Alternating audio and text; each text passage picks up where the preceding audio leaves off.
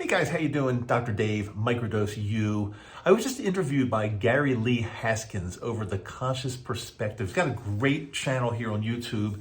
The interview went for close to an hour, and Gary was kind enough to let me take the footage and use it on my channel as well. It's not up on his channel yet. I'm going to put it up first. He'll eventually put it up on his channel, but I'd like you to check it out. It was a really cool interview. Gary's a great guy, and I'm going to put a link to his channel in the show notes here because I think it's something you definitely want to check out. So without further ado, we're going to go right into the interview. Thanks for being with me today. So yeah, getting this thing started, if you want to give us a little bit about your background, where you came from, and then how you got on the wavelength of Microdose U, and anything else about your journey so far. And yeah, from there we can get the ball rolling. Sounds great, Gary. So yeah, and I'll share this with you. Everything's connected. So even when I tell you a little bit about my journey as a doctor, I'm right now I'm a retired dentist. I went to dental school many years ago, practiced dentistry for quite some time. The reason I say everything's connected is because this story is very, very pertinent. When I was practicing as a dentist, I knew in my heart it's not the kind of thing I want to do for the rest of my life. So I was always thinking about it as I was seeing patients. I was thinking what can I do to make my life better and have more purpose? And I just knew I didn't want to do this forever. So I'm just picturing you looking in people's mouth like, "There's got to be another way, man. There has to be." well, it's funny. It was kind of close. So I remember there was this piece of artwork in my treatment room, one of my treatment rooms. And I'd be working on a patient. I'd look up at the wall, and there's this piece of artwork, and it had like a glass, I guess, a glass cover over the art. And I guess kind of see my reflection a little bit as I was looking at the piece of art. And I always said to myself, like, I was probably in my 30s, I'm guessing. And I said to myself, the patient never heard this, thank God, but I said to myself, I don't want to be looking at my reflection and doing the same thing when I'm 60. I said, it's not, I just don't want to be doing this. So I kind of came up with some other ideas, and I stayed in dentistry, but I opened up a business where my brother, who's also a dentist, we were public speakers and coaches, and we owned a big dental conference. So we were helping people in dentistry all over North America without me having to practice, without me having to have my fingers in people's mouths all day. And this was like, it went on for decades. It's still going on. My brother still runs it. I took a sabbatical only because I was starting to get burnt out from it. I mean, it was great work. We traveled all over the place and speaking on stages from anywhere from 10 people to 3,000 people. It was really, really cool. We were kind of like it's kind of like, if there's a such thing, I was kind of like a dental rock star. Like in the profession of dentistry, I was well known, or still am well known. But outside of dentistry, I was a nobody. So that was good for me, good enough for me.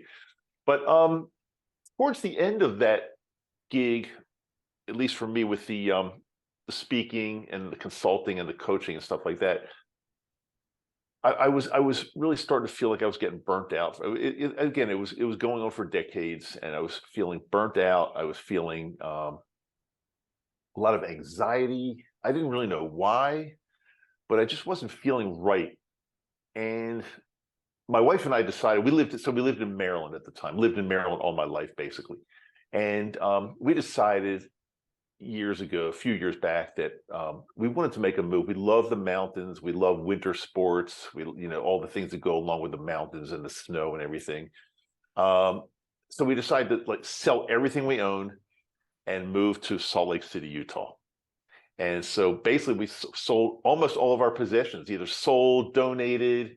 We bought an RV, a little RV, very small RV. And so the RV, along with our cat and our what little we had left, we just moved to Salt Lake City and rented a house. Just didn't even want to buy anything, just didn't want to commit to that. So and kind of started our life over. And it's been a blast. But however,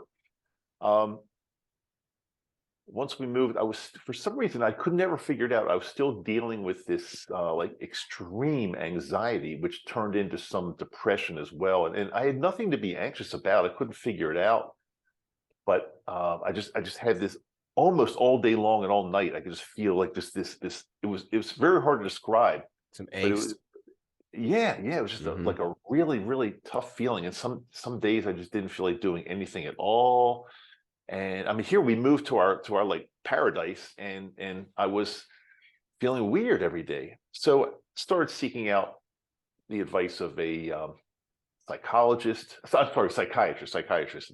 He put me on meds, and some of the meds were not that great, and it seems like things kept getting worse and worse. And one night, I remember in the middle of the night, I woke up to use the bathroom, and I just felt like really, really weird, and I just felt like not good.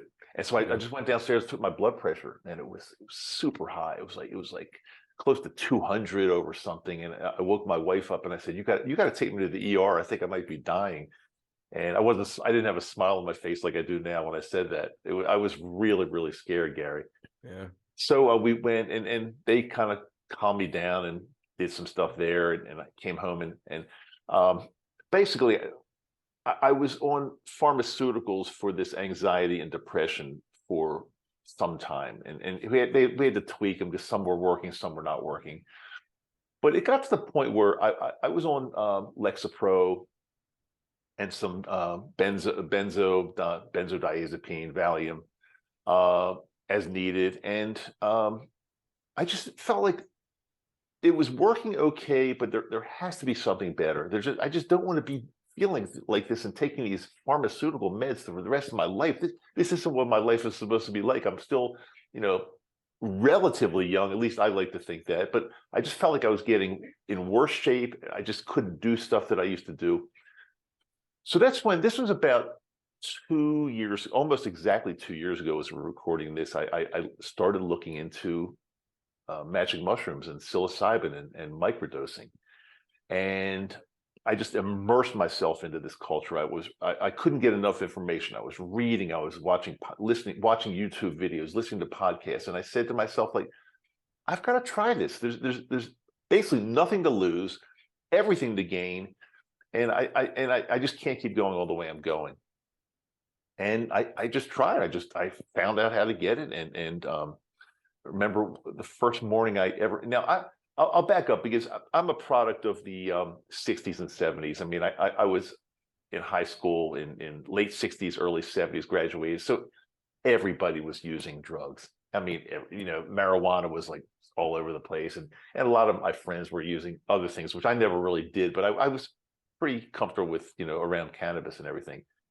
So, but I didn't know what to expect from microdosing. I had never used a psychedelic at all in my life.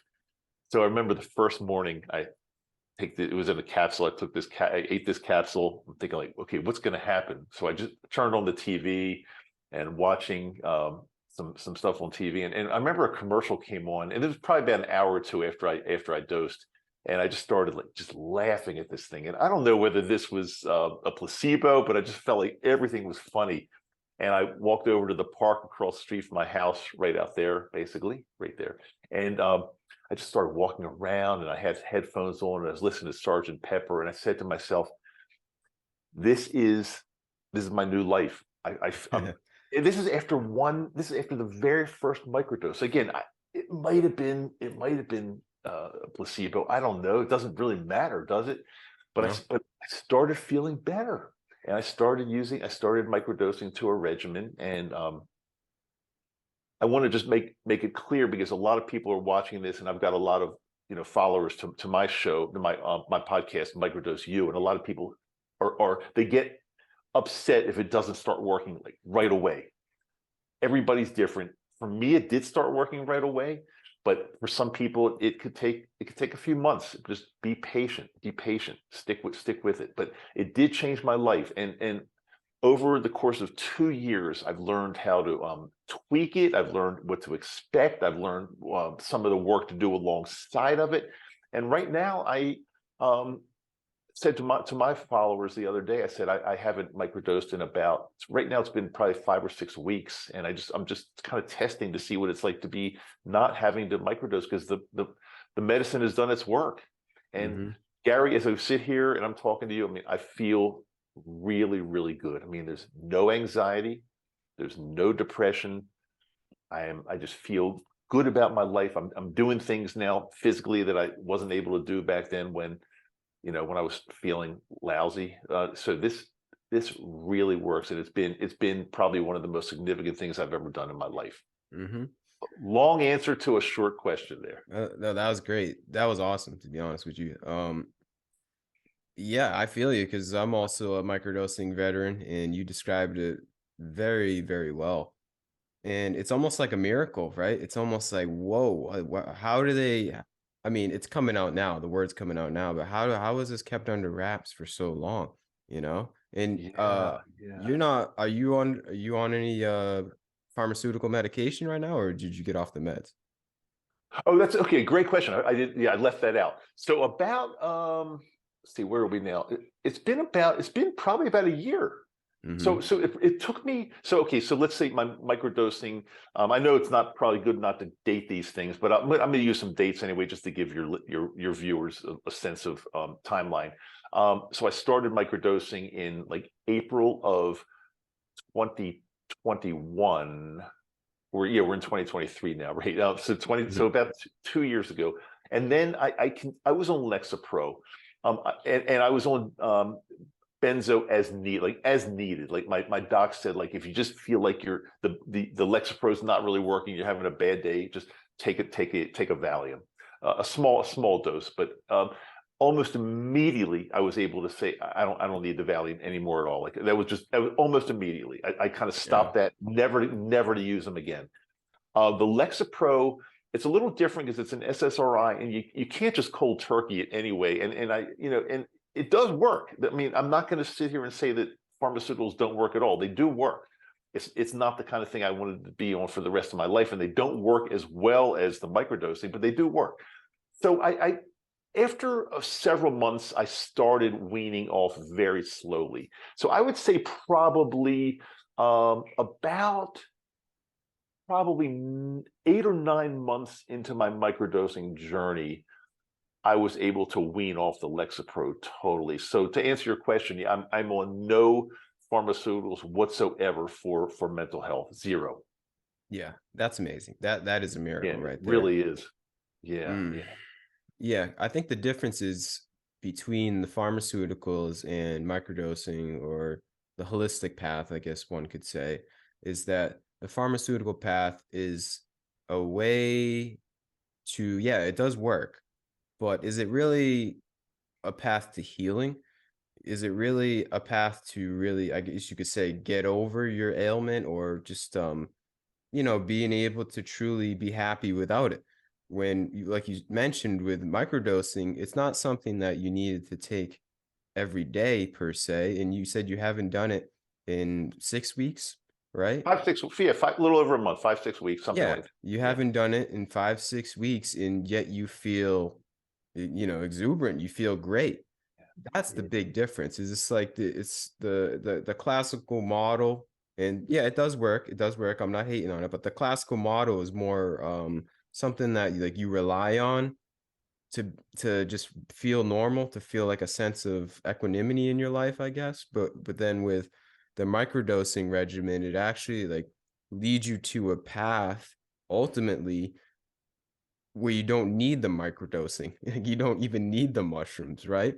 And if you do need it, if it does, if you do get the call, you answer it, right? But it's not Mm. something you have to rely on every single day. It's really like a path to change up how you see the world, and I guess physiologically a way to change your brain. And that's so huge, man. Like neurogenesis. I'm pretty sure you've heard about that, and anyone listening has probably heard about that. The way to like literally change up how your brain's wired. That's so powerful.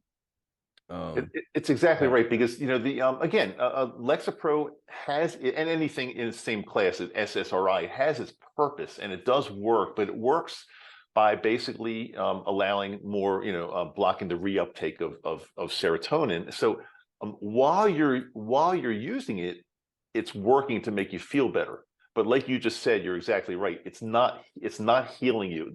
As you get off of it, and as it leaves your body, you're going to feel exactly the way you did before you took it, because it's just you're not you it helped you while you're using it. Mm-hmm. with the magic mushrooms with psilocybin, they're actually rewiring your brain. They are healing you. They're causing healing, which is that's the path I decided to go, and it Yeah. absolutely worked. Yeah, that's awesome. Yeah, yeah. So how would you describe how you see yourself, the world, or anything really differently from mushrooms? So not only like how you feel differently, but how did it change Mm. your viewpoint on life altogether?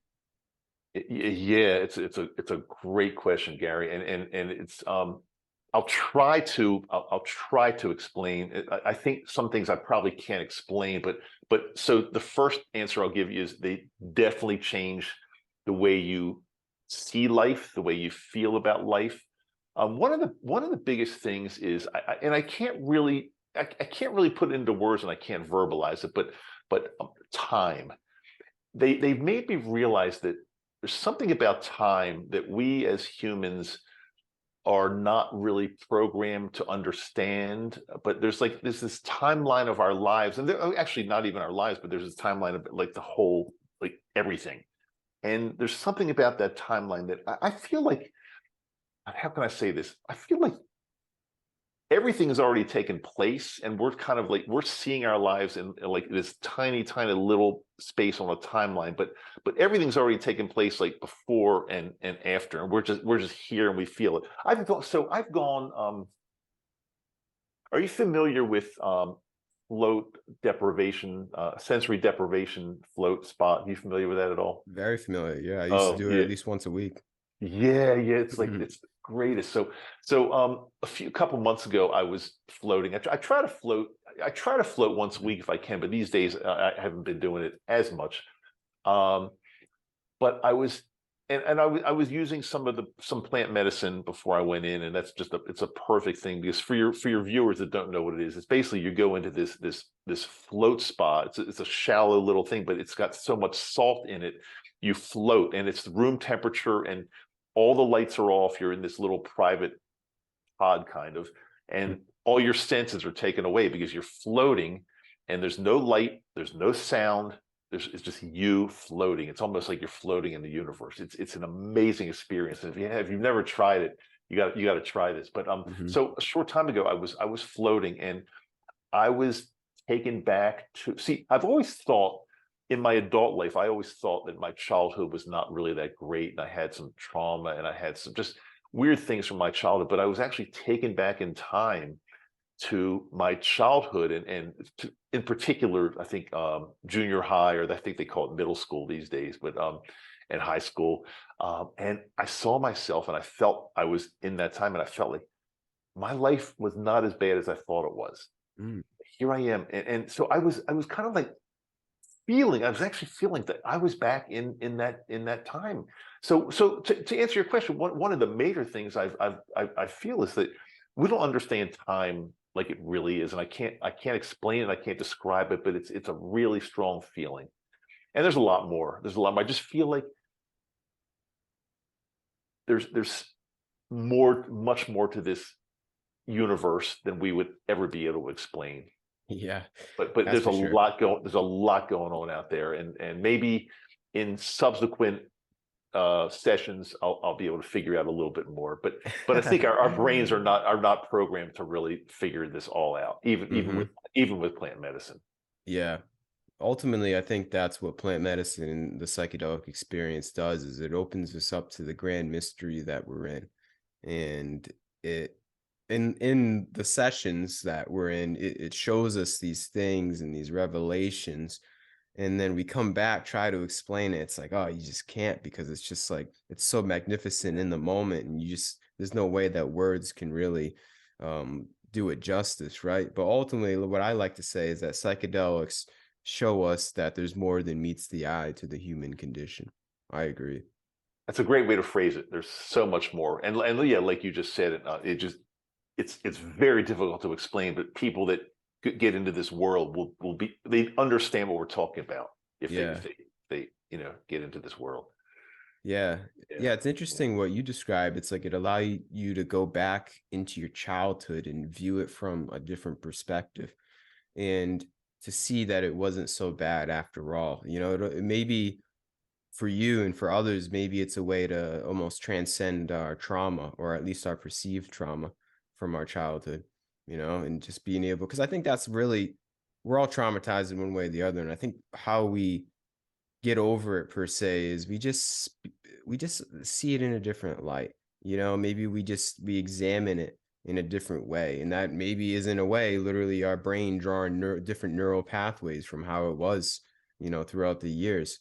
It's just that's the act of that is us being able to see it differently, if that makes sense. So yeah, I think that's Totally. what Totally. psychedelics, I think they allow us to just view our life differently. Like, yeah, you can have these grand revelations, but ultimately it just allows us to analyze the human condition and your place in time a little bit differently. Ultimately, yeah, you can have these like grand movies of the mind, but ultimately we come back and for some reason they seem, for the most part, not always, but for the most part, they seem very beneficial to our way of life. You know what I mean? Like they seem proactive in us creating a better quote unquote sober life. You know what I mean?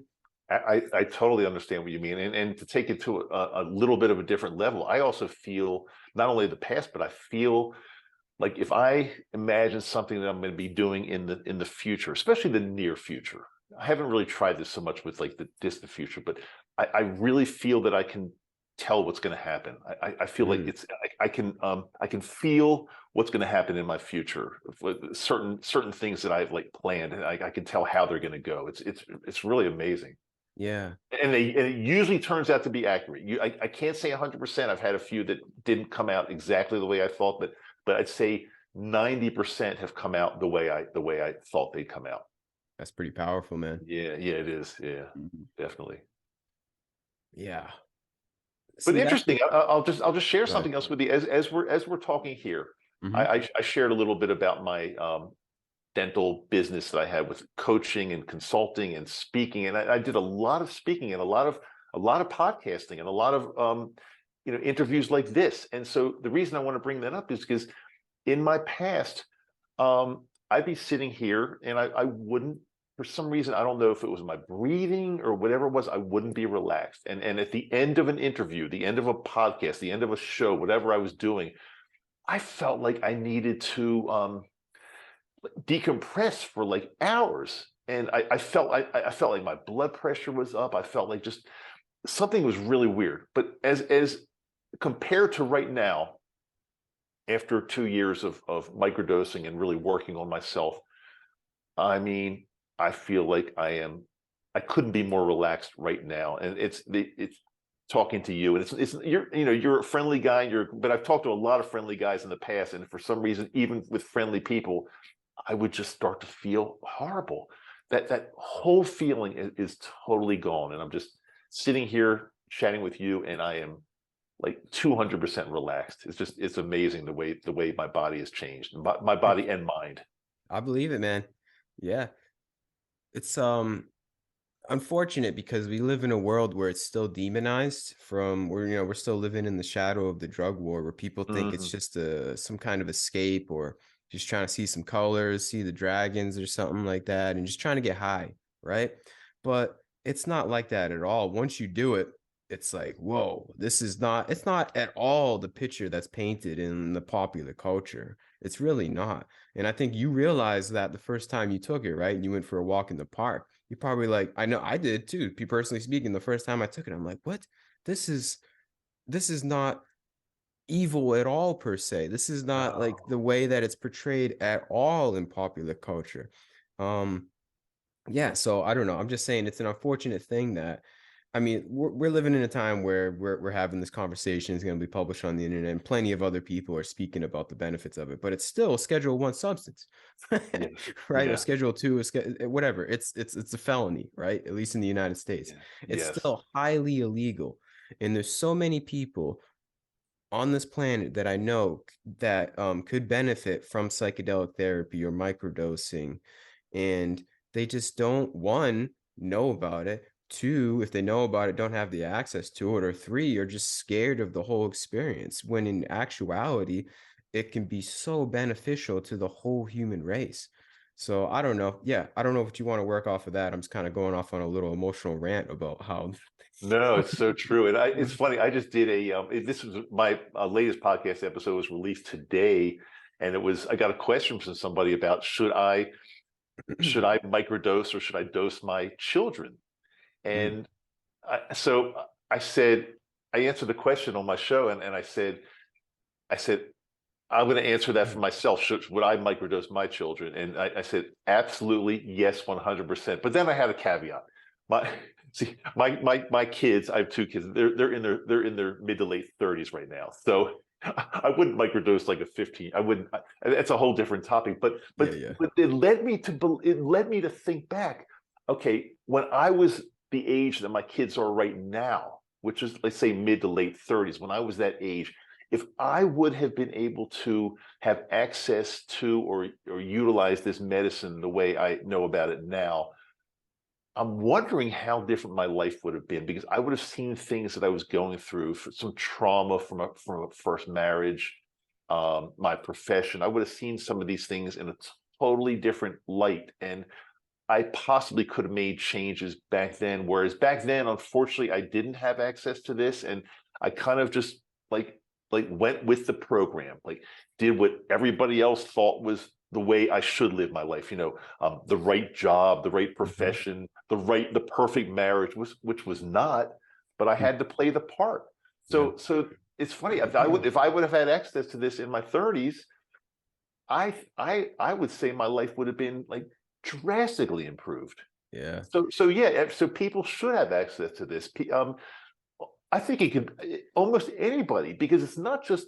Let's say you don't have mental health issues. Let's say you want to be more in tune to your work or to your family or to your loved ones or more creative. The list it goes on and on and on. I find myself skiing better since I've been microdosing. It's really unbelievable. Yeah. Yeah. They're like our allies. They really are. Yeah. It's like if you respect what the plant intelligence, some may say there's plant spirits, who knows? But either way, I do feel like if there is some kind of intelligence to these things, they're on our side. You know what I mean? Definitely, Like definitely, these yeah. things work with us. I mean, they definitely can be abused as well. There's definitely ways that one can get themselves in some sticky situations if it's not the right set or setting per se. But ultimately, I think if it's well respected, it's only going to be beneficial for one's well-being. I'll share something with you, Gary, that was funny. So when I first started 2 years ago, I remember I was so excited and I felt so good. What's the first thing you do? Of course, I went to Facebook and posted. I did a post on just my personal profile about how I just tried microdosing and I feel so good. And I kind of went on in a little bit, and I still remember this date. Like I got a lot of positive response, but somebody that I'm actually pretty close with, she gave me like this big thumbs down. Like, in other Oh words, no. I took that to mean like you're doing something illegal. This is terrible. You're a drug addict. I took it to mean that. But then I'm thinking like, okay, this person that gave me the big thumbs down, she drinks alcohol. Oh And yeah. I will go on record and say there is zero question, even though alcohol is legal, there is zero question in my mind that this is not only safer than alcohol, but much more beneficial. Alcohol, I don't see as beneficial in any way. Now, I'm not against it. I don't. I have maybe a couple drinks a month, if that. I'm not against it, but it doesn't help your life in any way. This does change your life in a positive way for sure. But so I still remember that big thump, like you are a bad person. That's ingrained in your soul now, that thumbs down. At least I can laugh about it. I never, and Yeah. I never said anything to her. I just kept it quiet, never said a word. And, it's okay. Yeah, man, I believe it. It's just ultimately it's just people falling into the propaganda of the drug war, like I mentioned. It's still there, It unfortunately. But is. Yeah. hey, I think it's just a matter of time at this point. Some people are gonna get it, some people aren't, but I think it really is just a matter of time. And every day that goes by, more and more people are slowly waking up to the fact of the power of not only mushrooms, but all psychedelics and psychedelic therapy. And I think it's becoming at this point, like a new thing for psychiatric health. I mean, I'm not too into that field, but I follow it a little bit, and some experts in that field, and they say like this is the thing right now that people are interested in. So interesting times we're living in for sure. That thumbs down lady might be a thumbs up lady in a few years. Who knows? But we'll I'm see. hoping because God knows I know she could use some herself. I know, Yeah. but it's interesting. So a couple things. When I first started, I did ask my psychiatrist, not that I was going to really go by his yes or no, but I did try to get his blessing. I said, he's a really cool guy I go to, and I said, I've heard about this microdosing. I said, what? And this is when I was, going in and I was on Lexapro, and things were seemingly going well. But I said, what do you think about me trying microdosing? And without hesitation, he said, absolutely yes. He said, I've got patients that have tried it, that are using it, and I've heard great results. He couldn't like officially prescribe this, but he said absolutely yes. And then I remember, I don't know, it might have been 6, 7 months later, I kept up my appointments, and I still go every once in a while just to check in and just let them know how I'm doing. And I remember, yeah, it's probably about 6 months later, I went in and I said, Doc, I wrote down a whole bunch of things that I've learned from this microdosing, these things that, like, well, why my life is the way it is. And he looked, and I read the list. It was a list of maybe 5 or 6 things. I don't remember exactly, but he listened to me as I read this list, and he said, Dave, I've got to tell you that the things that you've realized about your life would have taken 10 to 20 years of talk therapy to get this realization. He said, this microdosing has helped you incredibly realize like what's going on and what has gone on in your life. And it was amazing. It was really cool. Yeah, that's pretty powerful, man. Yeah, that's really powerful. I know I don't know if you want to take this example to be the standard, but Timothy Leary said after his first mushroom trip that he learned more about the mind in his trip than he did in his 10 years of schooling, and he was a Harvard professor. So, I mean, some people agree with Timothy Leary, some people disagree with how he went about it. But I think just that statement right there and your statement goes to show about how powerful these things are and how efficient they are, how Absolutely. well they work with our brain to just, Yeah. I don't know, just almost like create a different brain, not create a different brain, but like just I know what you mean. I know exactly. just grow ultimately as a And human you being. feel, yeah, and you feel different. You feel like the way Yeah. I feel every day now. And like Gary, it's hard to put into words, but the way I feel every day is very different than the way I felt 2 years ago every day, or Yeah. 20 years ago. It's a better feeling for sure. But I'll tell Hmm. you something, the other end of that spectrum with my doctor, it's funny. I just had a physical with my primary care doc probably about 3, 4 months ago. And when I went I had to fill out a new intake form, and one of the questions was, I think, do you use any type of recreational drugs? And even though I don't consider these recreational, I want it to be totally transparent. I want to, I don't, I want my doctor, I'm not embarrassed, and I want my doctor to know what I'm doing. I think it's Yeah. only fair. Hmm. So I did fill out, I think I filled out something like I microdose psilocybin for my mental health.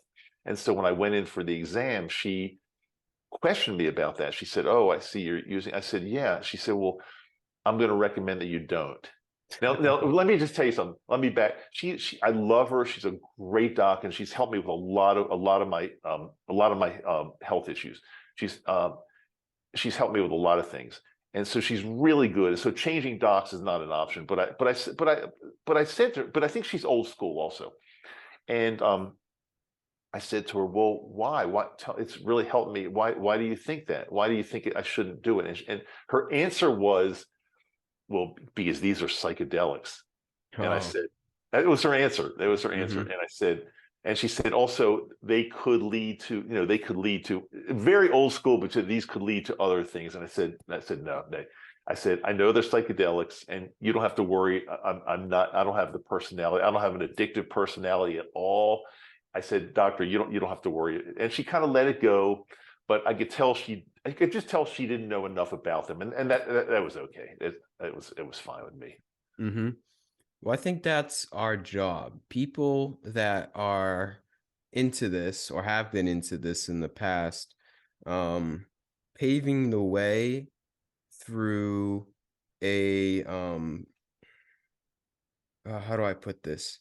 Just not being the guy with dreadlocks in a tie-dye shirt going to raves. Not that there's anything wrong with that.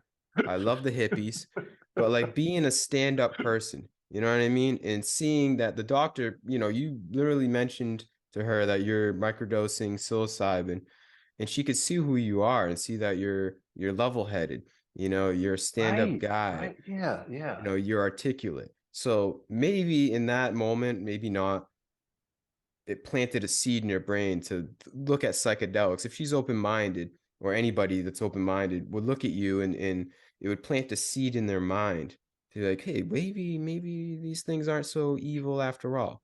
So I think that's what I'm trying to say, is that's what our goal should be, I guess, is to just plainly educate by being um what's the word I'm looking for? I can't think about just like I don't know, like proponents of like advocates, proponents. Is that what you're? Is yeah, that but it's like what just naturally being an advocate by just being yourself, like not trying yeah, to yeah, put it in yeah. anybody's face, just like being natural about it and showing that you're a regular human being just like anybody else, and you're using this just as a way to just find a sense of well-being in your life, and you're not doing it to trip out, man.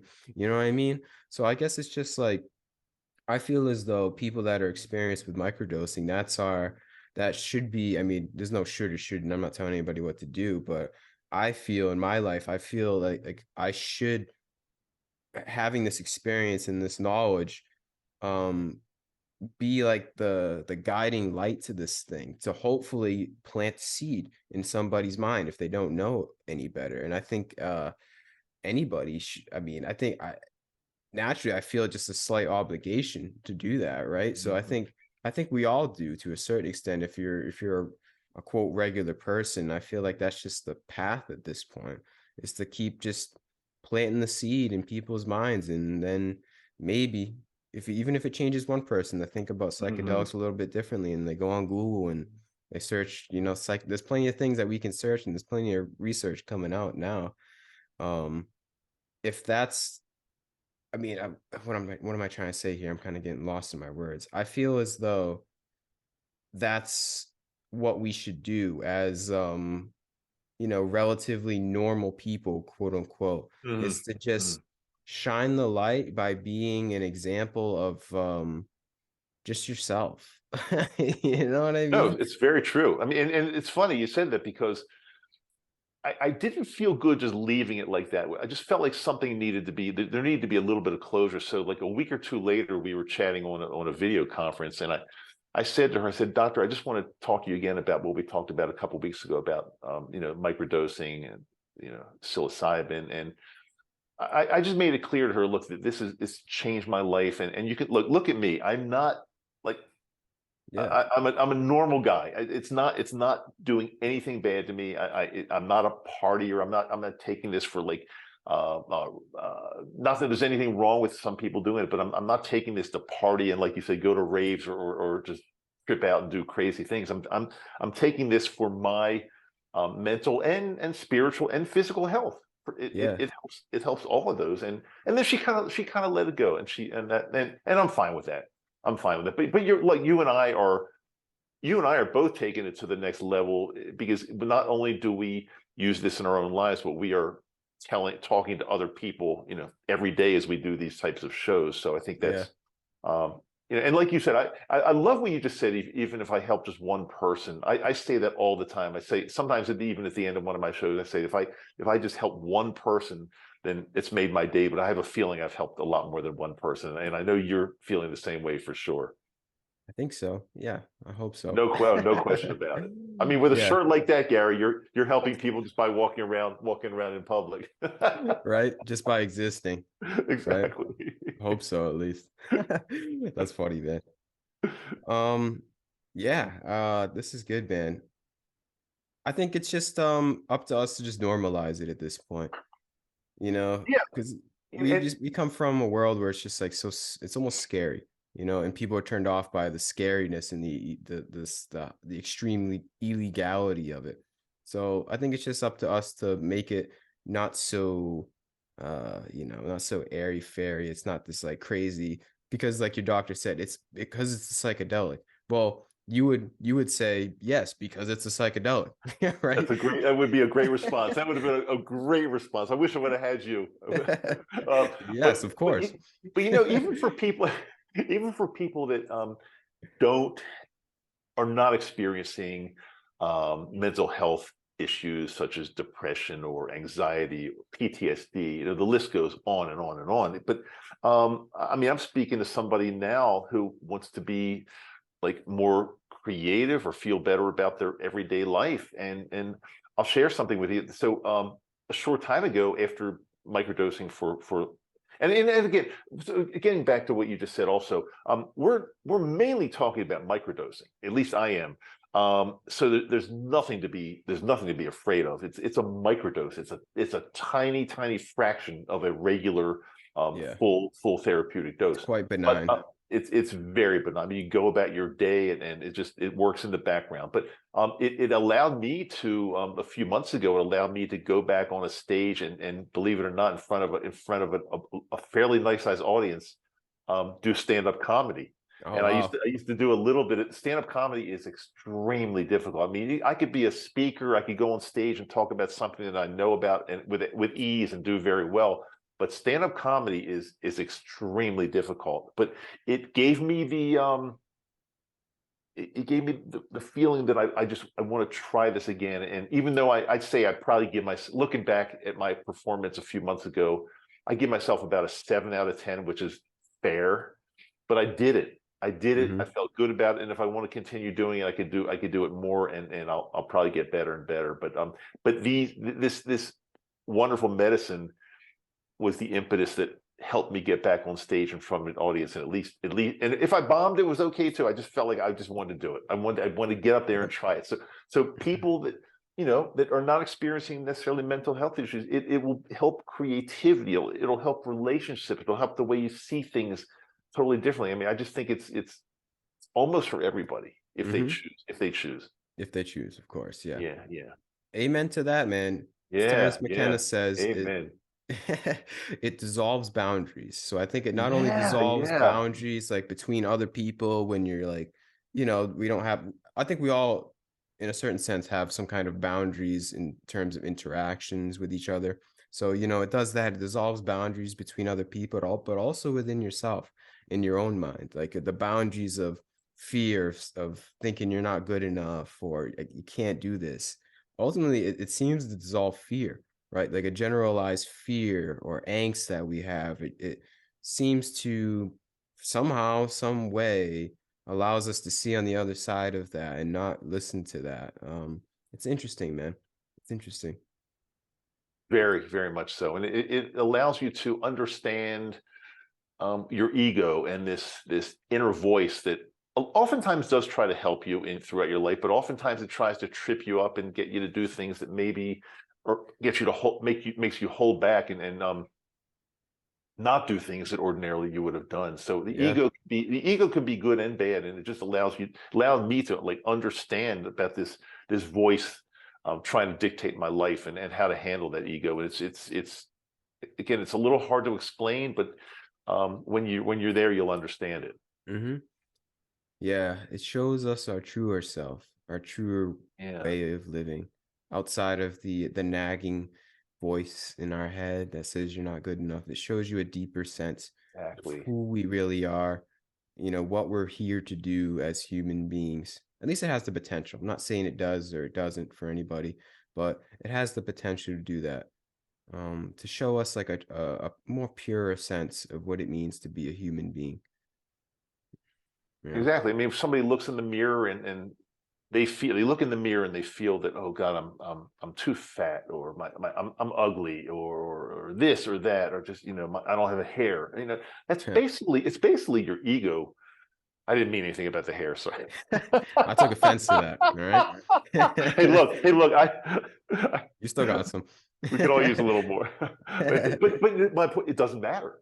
Yeah, It doesn't exactly. matter, because who cares? It's the ego that's trying to say, you're not good enough. You're not pretty enough. And you start comparing yourself to other people on perfect people on social media and everything. So yeah, you're right. You get to see yourself in an entirely different perspective, and a better perspective. A conscious perspective. Yeah, there you go. There you go.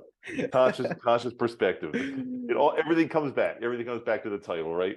There it is, man. Right. Yeah. Exactly. Yeah. It's so true, though. It's really true. Yep. It's beautiful. It's kind of a miracle. I think we said this in the beginning, but really it seems like a miracle. And it may seem weird to know somebody that doesn't know any better. Like, it's a mushroom. What do you mean it's a miracle? But it's like when you're in that state and you're just so engrossed in the magnificence of it, it's like, yeah, this is it, man. This is it. This is a miracle. Well, these plants were put here for a reason. It's not. I just don't think it's by chance. I don't think it's a coincidence. These plants were given to us for a reason, and like you and I are not the one, and people in our generation, we're not the ones that even discovered this. I mean, they've been used by man, or to be politically correct, man and woman, right? For tens of thousands of years. We didn't discover these, and of course, like you just said earlier, that the war on drugs limited us and made it appear to be a bad thing. But that'll be over. That'll be over soon. And I wanted to say, like, I'm here in Utah, and Utah is a pretty conservative state here. But even in Utah, I've got a good buddy here. Bridger Jensen is his name, and he's real. I'm not really that active as far as like the political part of this and the law, but this guy's really active, and we're making a lot of progress here, even in Utah, to get this. The first step would be to be used as a plant medicine, not recreational, but as a plant medicine, which would be good enough for me for now. But other, there are other states, Oregon, Colorado, I think Michigan. There might be a state or two on the East Coast that are very progressive, and this is definitely advancing for sure. I don't think it's going to be a Schedule I forever. I don't think so. No way. Making a lot of progress. Yeah. The cat's out of the bag at this point. There's no way that we could go on. The only reason it is because we're living, like I said, in the remnants of that. There's no way, let's say it became legal, hypothetically. There's no way that would happen again. Like, you couldn't have the drug war part 2. Like, that would just not fly. Because the only reason is it's Schedule I is because it was made Schedule I so long ago, and it takes such a long time and so much effort to change laws. You know what I mean? So yeah, it is just a matter of time at this point, which is the good thing. Even though I wish it could happen right now, or it could happen tomorrow. Inevitably, I do believe it is going to become just part of the psychiatric medicine and just part of our lives. When I was in high school and college, and we were smoking weed that came from Mexico, most likely. Never in a million years did I ever dream that when I was older I'd be able to walk into a shop and just buy this over the counter. I mean, we made a ton of progress with stuff like that. So yeah, right. Yeah, weed's legal. Forget about that. I mean, pretty much. For granted. But yeah, that's very recent as well.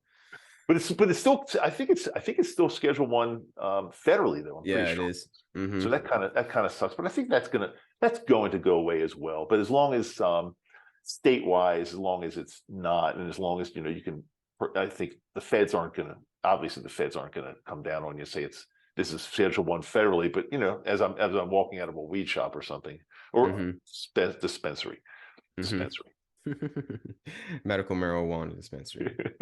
Actually, no, it's Right, not even medical. Yeah, it's not medical anymore. It's recreational. But yeah, right, whatever. right, Those are right. just labels. These are all just plant medicines that, like you said, are here for a reason. They're from the earth. They're organic, you know, Yes, and we don't yes, have any yes. right to say that you can or can't do such a thing, to be honest with you. It's kind of, I like to say, it may seem a little extreme, but I like to say the illegality and prohibition of these things, mushrooms, marijuana, you could even say mescaline, ibogaine, ayahuasca, the whole list of psychedelics and plant medicine is a crime against humanity. And I really do believe that, because there's a lot of people suffering and there's a lot of people that could truly be healed if we knew how to use these things and had these incorporated into our lifestyle. There's a lot of people, there's a lot of literal lives that could be saved from it. So I do believe in the future, when we do live in a just world and it's all legal, we will look back at this time. I'm putting this on record. People will look back at this time and be like, what? Almost like we look back at people living in the Stone Age, right? Or we look back at people living in the 1800s with, like, I don't know, slavery or something. Like, how could they? How could they live in Right. such, like, Yeah. such dark times? Well, I do believe people are going to look back at this time. I mean, this is the I guess you could say the awakening, but like from the 60s on, from the late 50s on to whenever it becomes legal, we'll look back at this time and be like, it was a crime against humanity. I do fully believe that. But Totally agree with that. yeah. And unfortunately, because it is Schedule One, it's stopping a lot of people that are sick from, Mm-hmm. the people. I can understand people wanting to totally be on the certain side of the law, and they're not able to access or use this, or don't want to, because they're afraid of ending up in jail. But meanwhile, this could change their lives and they'd feel better every day. But of course, it's illegal, so they don't do it. But it's really sad. It really is sad.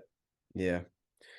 Well, thankfully we got people out there like you spreading the good word, And you, for sure. That's what we do, right? Yeah, man. Let's keep on fighting I the mean, good how fight. how can we how can you and I possibly keep quiet about this? I mean, it's changed our Exactly. lives. What am I going to stay in a closet and not tell anybody? I mean, Uh-huh.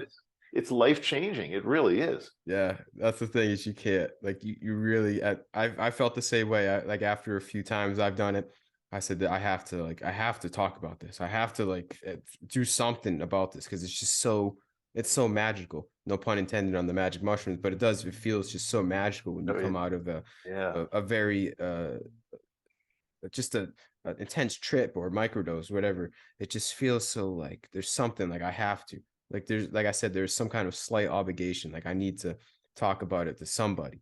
I'm the same way. I And feel here we exactly are. the same way. That's Here right. we are. Right. Yeah. Exactly. Well, yeah, hey man, I think we can probably start to wrap this thing up. Yeah, keep on fighting the good fight, keep on doing your thing. um yeah, do you got any last And words, same. anything you want to say? Well, I appreciate you having me, and I think we've in this hour or however long we've been on, we've, I think, given a lot of great information. One day, if you want to have me back, it's too much for this show, because I think this was more kind of a little more basic. But if you want to ever have me back, I've got people oftentimes ask, like, well, because, okay, I want to make it very clear that this is not um, psilocybin is not just a pill, or something that you just ingest every day or a few times a week, and you're done and it makes you feel better. There's definitely stuff that you need to do alongside of it. And when I first Mm, started, I didn't, I heard that from everybody, and I heard, you got to meditate or do shadow work, or enter in your journal. But I never really was clear on exactly what else needs to be done to really turn your life around. But I start outlining those things, and I've got, like, if anybody's interested, I've got a bunch of things that we need to do alongside of this. That and after 2 years of experience with this, I think I've got it kind of nailed. So if we ever, I don't know, no pressure, it's up to you, but I could come back and we could talk about what goes along with it. What do you need to do alongside of microdosing to truly change your life? And like me, like right now, I'm not even, I'm taking a break from the microdosing, and I feel as good as I want to feel, like really good. But I've incorporated some of these other things, so we could certainly chat about that another time if you like. oh yeah, for sure. I agree. The whole holistic lifestyle. Yeah, Yeah, yeah. that's so important. And let me just ask you Very, this. very. Do you feel as though the mushrooms got you into that lifestyle? You know, or Oh, did they coincide? Is it correlation or is it causation? yeah, it's a great question. Probably a combination, but I really feel they point. See, remember when I said when I first started the microdosing, I've heard that you have to do other stuff along with it, and I've listened to other people, but I didn't feel like I understood that. But they've absolutely pointed me Mm, in the direction of what else needs to be done to be to be and feel really, really healthy every day. mm-hmm. They've given me that that information that was available. They've guided me there, if that makes sense. Yeah, For sure. I believe 100%. I feel that Yeah, 100% yeah. too. Mm-hmm. And like my things that I do along might be different than what you do, but as long as they all work, it's totally fine. Exactly. Yeah, exactly. Yeah. Yeah. But I just want to stress this. It's anybody that's listening, this is not a pill that you take every day and then just hope for the best. Um, there are other things that go along with it that will really enhance the change in your life, in your thinking. Mm-hmm. Amen to that. Amen Yeah, to that. totally, totally, amen. Yeah, it's about the lifestyle that we build around it. Yeah, the mushrooms aren't everything. That's for sure. They might just be like a Oh, right. catalyst, but Exactly, exactly right. it's the whole Exactly right. package. It's what we bring to life. You know, it's how we Yeah, approach this life. And the mushrooms just may allow us to approach life a little bit different. Maybe see life a little bit different and then structure our life a little bit different. Yeah, they're like our helpful 100%. allies. That's an understatement. They Yeah. really yeah, it's, I know this sounds cliche, but they show you the way. And, Mm. 2 years ago, I don't know if I would have believed it. I don't know if I would have. I could be a little bit disbelieving, something that sounds too good to be true. But they've definitely showed me the way to a much better life. 100%. Awesome. And on that note, I think we can probably wrap this thing up. Yeah, appreciate your time, effort, and wisdom. Appreciate anybody that has listened this long. Yeah, keep on keeping on. Let's keep on fighting the good fight. Appreciate you. Hey, same. Thanks for having me, Gary. Really appreciate that too. All right. Well, peace and love to you. Peace and love to anybody listening in the future. And that's all I gotta say. See you later.